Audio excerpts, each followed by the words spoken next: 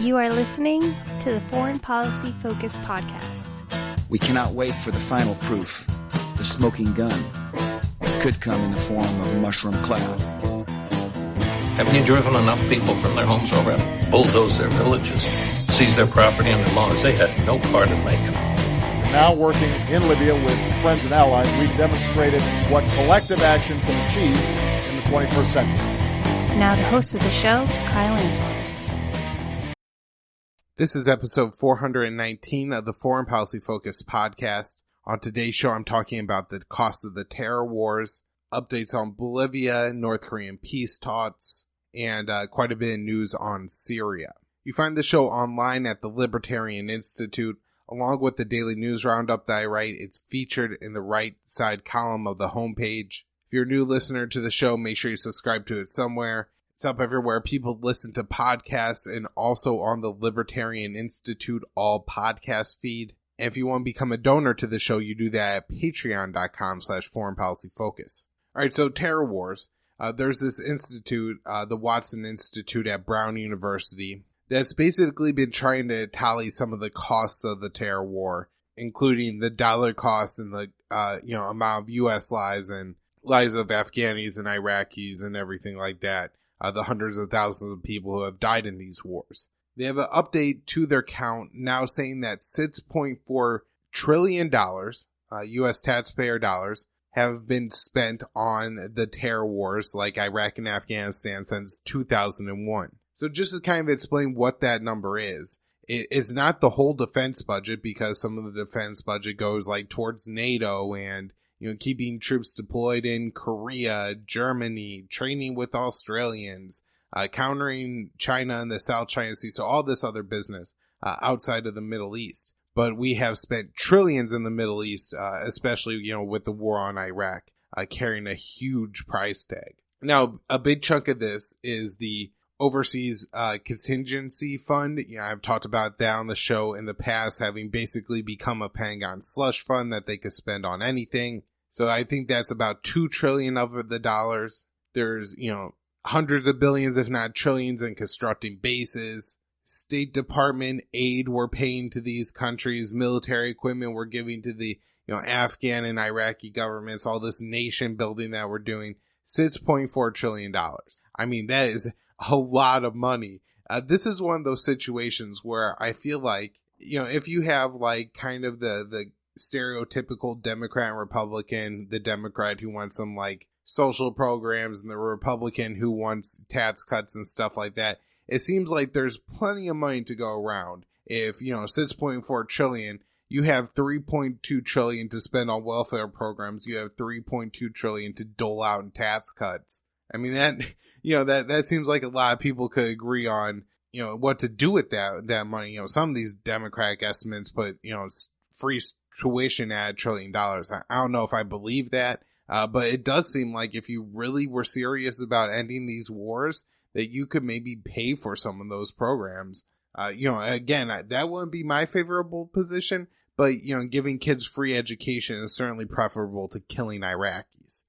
Yeah, of course, as a libertarian, I mean, I don't think the U.S. government should exist, and there's a ton of debt, so, who knows exactly what this money should go to, but I know they could stop taking a whole lot less of my money if they weren't waging all these wars. So, show notes page, there's a link. It's to Stephen Waskow's write-up on the blog at the Libertarian Institute. He does a quick breakdown on it, but of course he in there has a link to the whole report if you want to check it out. And make sure you're checking out the blog at the Libertarian Institute.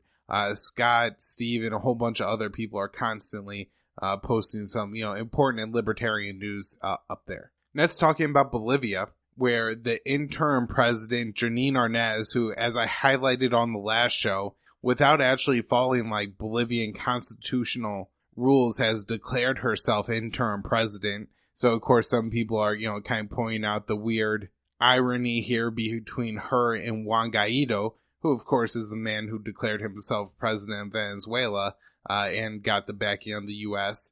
This new coup government in Bolivia seems to have the backing of the United States. On the last show, I kind of briefly talked about how it seems like there's at least some connections between all the leaders of this coup attempt and the United States. And now we're starting to see like the international diplomatic support roll in from the U.S. saying that, yes, this is the official government. So this interim president says the former leader, Evo Morales, cannot run again for president, citing the term limits or something like that. Again, looking at kind of what's come out, it seems like the term limit thing was outdone, and that actually didn't go into the Bolivian constitution. And so as long as Morales could get enough votes, then he should be the leader of that country by their constitution. Of course, the U.S. shouldn't take any role in this at all. Now, Morales is currently in Mexico after being chased out of the country. This is one of the kind of interesting things that the establishment media will do when they're trying to establish, the narrative on something, is they wait, the frame, Edward Snowden living in self-imposed exile, the Catalan leadership living in self-imposed exile, Julian Assange was in, kind of a self-detention in the Ecuadorian embassy for all these years.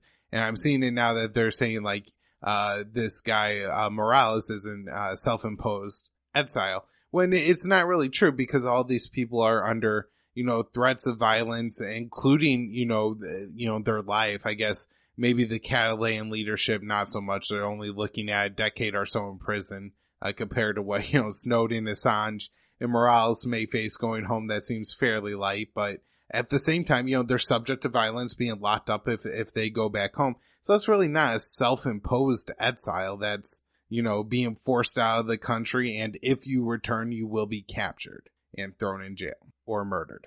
I'm sure I'll have more on Bolivia coming up. I'm seeing that there's major protests coming out in support of Morales, so it doesn't seem like this thing is over yet. And I guess it's worth reminding that at one point, Hugo Chavez, when he was leading Venezuela, was actually on a plane on the way out of the country after a coup had ousted him. Now he had, his elite paratroopers use secret passageways to, I guess, kind of round up the coup plotters, and, it was able to re-seize power. But it wouldn't be unheard of for a Latin American leader to return, to the throne after being kicked out by some, U.S.-backed military leadership. North Korea has rebuffed American offers to engage in, talks coming up in December. What North Korea is saying is that the U.S. isn't offering anything legitimate, and they're basically just looking to appease North Korea because we're coming up here on Kim Jong-un's deadline on this kind of freeze for freeze situation where North Korea's, agreeing not to test any weapons associated with their nuclear program. That, end of the year is the deadline for that. And I guess North Korea is saying, well, the U.S. is just offering nothing late in December. That way, we don't trip up on that deadline. So the U.S. has to offer something more legitimate to North Korea. It does seem like the U.S. line is still North Korea has to give up pretty much everything up front before any sanctions relief. And we know that's not a recipe that'll lead to anything. We'll see if, Moon Jae-in or South Korea start to step up here in the waning weeks of the year. I can't believe this, but looking at my computer screen right now, it looks like we have like 6 or so weeks left, 6 to maybe 7 weeks left of 2019. And so, that's 21 episodes of Foreign Policy Focus. So, that's not all that many to hope to have, some major progress made on these talks before, we potentially return to the 2017 Fire and Fury days. In Afghanistan, car bombing in Kabul killed 7, so more hostilities going on, and we have confirmation from a U.S. diplomat that the exchange of Taliban and Haqqani network leadership for an American and Australian professor did not happen. So it seems like, all those people still in jail. And, I guess that maybe some of the leadership that's locked up in the Afghan prison right now, if released, would be a part of the diplomatic team. So maybe this is something that could kind of move talks along if this deal were to get done. Prisoner swaps are a part of, ending conflicts, and an important step of it. All right, got a bunch of stuff on Syria today. The U.S. has sanctioned 22 countries of a wide variety, European, Middle Eastern, Asian, I believe some American, not U.S. American, but North and South American, different companies and individuals within all these countries for allegedly doing business with Syria's weapons of mass destruction program. Of course, I could tell you right now that this isn't true. Syria doesn't have a weapons of mass destruction program. We know that there was an allegation in 2013 that Syria used chemical weapons.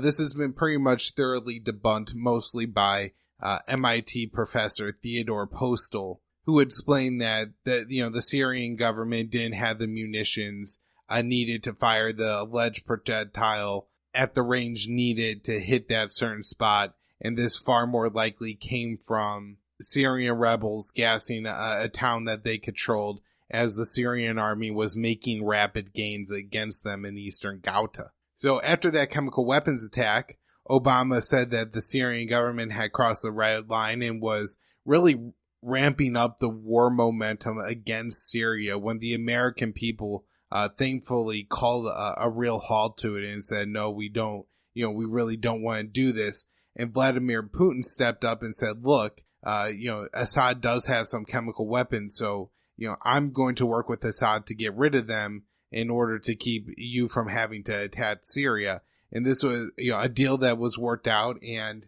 it was verified that either Assad gave up all of his chemical weapons or that all the sites were secure.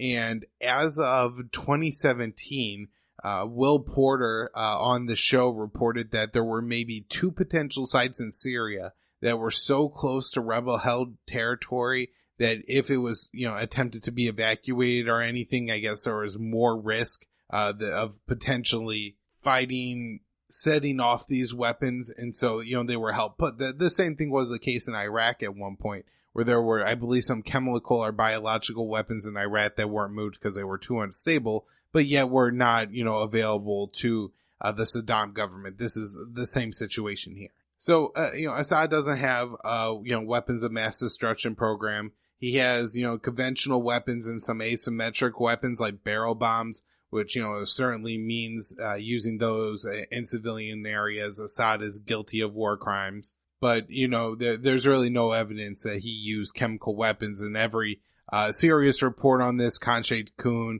Ghouta, and Duma has been thoroughly debunked. And a lot of that work I've, kind of done and taught through with Will Porter on the show. Defense Secretary Mark Esper said that something like 600 U.S. troops are going to remain in Syria once everything, I guess, is stable. I don't know. Obviously things are shifting around now. We're moving equipment to Syria we didn't have before, because, the U.S. has changed the mission again from keeping Assad completely out of eastern Syria to keeping Assad, Russia, Iran, etc. out of the oil fields in eastern Syria. So I guess that changes, the number of troops and the equipment that you have in the country. But other people, I believe, General Mark Milley said that it would be about 1,000. Now Esper is saying about 600. Overall, I mean, the Trump administration has been pretty coy with troop numbers, and it's hard to get any official count on what's happening in Syria, Iraq, or Afghanistan as far as troop numbers go. In fact, I mean, just recently, I think it was Scott Miller, the commander of U.S. forces in Afghanistan, saying we've actually withdrawn about 2,000 forces this year. But again, they're not saying that, hey, this is how many troops we have in that country. So, I always want to preference it when I just have one administration official saying something, because it seems like a lot of administration officials say a lot of things, and a lot of those things are contradictory. But one of them is that the U.S. is going to not end its alliance with the Syrian Kurds. Not sure how that's going to work. The Syrian Kurds are seemingly in need of cutting some kind of official deal with the Syrian government of Bashar al-Assad, who the United States wants to regime change and prevent from retaking the oil fields in Syria.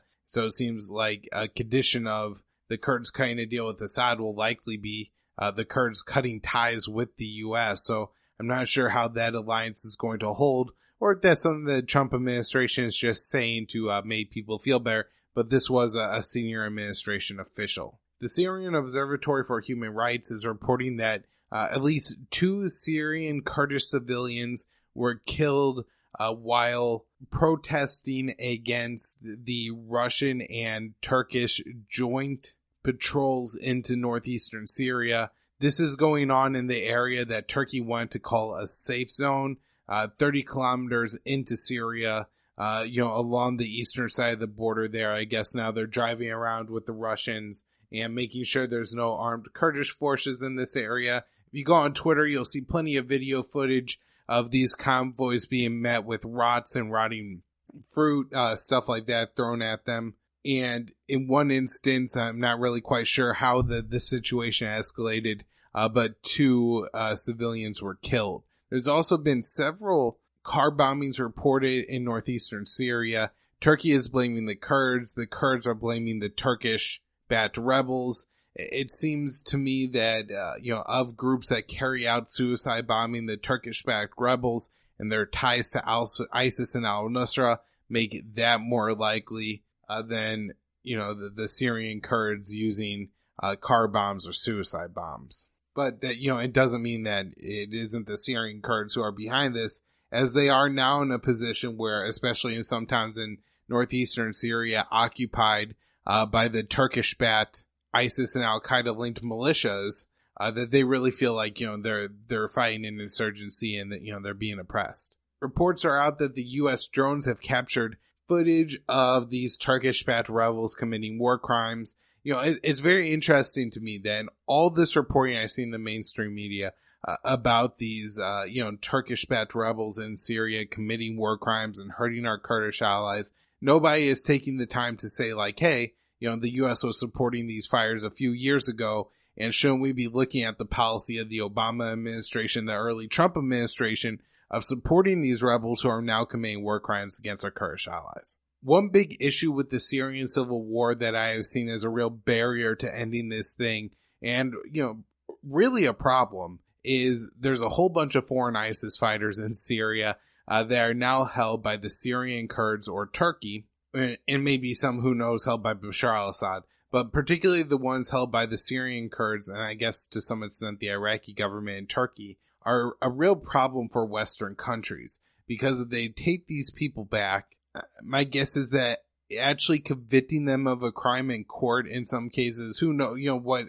kind of evidence they have, and what kind of punishments they will be able to dole out, constitutionally, it may be a real burden on the justice system. It's something really difficult to deal with. Now, so much of this blowback is because of the wars waged by all these countries, the United States, Germany, France, the UK. And so, this is kind of the unintended consequences of their actions. I'm not saying that, it's right that these countries aren't dealing with it. I'm just saying that, it's a very complicated situation. And so, these countries have refused to take their foreign fighters back. They've revoked citizenship in some cases. But Turkey has a new plan where they're just going to load these people up on planes and send them home. And apparently this has now started to happen with them sending former fighters to Germany and the U.S., one each. Now, my guess is that at some point there was a communication here. So there's definitely FBI or whoever, Customs Border Patrol agents that are going to meet these, people coming home wherever, airport they land at, and make sure they're escorted into custody and not, just let off the plane and, out into the terminal like any other passenger would be. So, I'm sure there's some stuff going on in the background here, but it does seem like, maybe some steps are going to be taken now. France said they're taking 11 of their fighters back from Turkey. And in the past, France has been pretty adamant about, not wanting to do this. Russia recently put out a statement saying that they have about 2,000 people, Russian nationals, that are, either, I guess, terrorists, ISIS fighters, or associated with them to the point that Russia's concerned that they're, an Islamic State fighter. And so, this is another reason that Russia is involved in Syria. The U.S. likes to kind of pretend that we should be involved in Syria, but Russia shouldn't be. When Russia's been invited there by the sovereign government, Russia has had a long-standing base in Syria, a long-standing alliance with Syria, and, I think a few hundred kilometers from, the southern Russian border is where you find Syria on the map. And so there's an awful lot of people, especially from like Chechnya, the Muslim area of Russia, that have gone to fight, as a part of this jihad in Syria. And so Russia has real concern of what's going to happen with these people if they try to come home. The founder of the White Helmets has been found outside of his home in Istanbul and is believed, I guess, to in some way have fallen, been pushed, jumped from the balcony of his home. Now, there's a lot of people that are going straight towards this clearly couldn't have been a suicide, and I'm not convinced either way on it yet. So I'm not gonna say that this guy was thrown out the balcony by MI6. Maybe he was. He's this guy with a lot of, I believe, combat experience, MI6 experience. Maybe he was dealing with some PTSD and some demons. I believe that's what his wife put out, said he was on several pills. And so it's possible that the guy, ran and jumped off the balcony. People are saying that, he fractured his face and his feet. And I'm guessing that if you fall from a high enough distance, that you could fracture a lot of part of your body by jumping. This is the situation where some people shoot themselves twice in the head when committing suicide. Yeah, the evidence looks a little suspicious, and there's plenty of reason to look into it when that happens. Or, when Michael Hastings hits, I believe, a tree going, 80 or so miles an hour, reasons to say like, hey, was this actually a suicide? But I think it's just too early to immediately jump on. He was thrown off that balcony. All right, on to Iraq. Protests are continuing there. It seems like for the most part, Iran is trying to work out some kind of deal to keep the current government in place, where many of the Iraqi people and the U.S. position seems to be to dissolve the government and create a new one. People continue to die pretty much daily. 4 people is the most recent number. I hear we're over 300 total deaths since protests started on October 1st. And I think in that round of protesting that lasted about 3 weeks, a couple hundred people ended up dying. And then this most recent round kicked off right at the end of October. And we've had, I think, nearly 100 people die in this most recent round of protest. So it continues to be very violent. If you really look into the details in the reporting of the deaths, the people aren't being like shot in the head anymore. They're being hit with tear gas canisters or stun grenades, and that's what's killing people. However, plenty of people are being injured by live fire. So this suggests that, they're being fired, in places that are non-lethal, but all the same being hit with live fire. It kind of reminds you of what the Israelis do to the people of Gaza. 65 people in the most latest, the number given for the most recent day in Iraq. On the last episode of the show, I talked about some fighting that started between Israel and the Palestinian Islamic Jihad in Gaza after Israel assassinated the leader and attempted to take out another high-ranking member in Damascus. The fighting lasted for over 2 days. 34 people killed within Gaza. From what I've heard, no Israelis dead. They claim some injuries, but none seem very significant. Overall, about half of the people in Gaza that were killed were civilians, with, I believe, 8 of them being children and 3 women. This whole thing seems completely unnecessary, and I think it's very clear that Israel swung first here and kicked off this little round of fighting. But of course, the portrayal in the establishment narrative is, look, the Palestinians keep lobbing rockets over, and Israel is only defending itself. It's just not the case. A couple updates on Yemen before I wrap up here. First is that we have reports Saudi Arabia is engaging in some back channel talks through Jordan with the Houthis. This Reuters story is out. I'll link to it in the show notes page. They have sources on both sides. And the vibe is that talks are intensifying and that there's been a general hold in this deal that Saudi Arabia isn't bombing the Houthi-held areas of Yemen, and the Houthis aren't carrying out cross-border raids or missile attacks into Saudi Arabia. I have seen reports that the Houthis are targeting the Saudi proxy forces in Yemen with missiles, but those missiles aren't actually being fired into Saudi Arabia. So maybe a potential for talks to move forward there, but I've seen this a lot in the 4 years of the war, and I'm not exactly convinced that this time the talks are moving forward and something's being done. But this war is not going well for Saudi Arabia, so I think at some point they'll wrap it up. And I'll be wrapping up the show for the week, though. Hope you all are enjoying it. LibertarianInstitute.org, foreignpolicyfocus.libsyn, on Twitter at KYAAALE, Facebook group. There's a private one. You just go Foreign Policy Focus in the search bar, patreon.com/foreignpolicyfocus.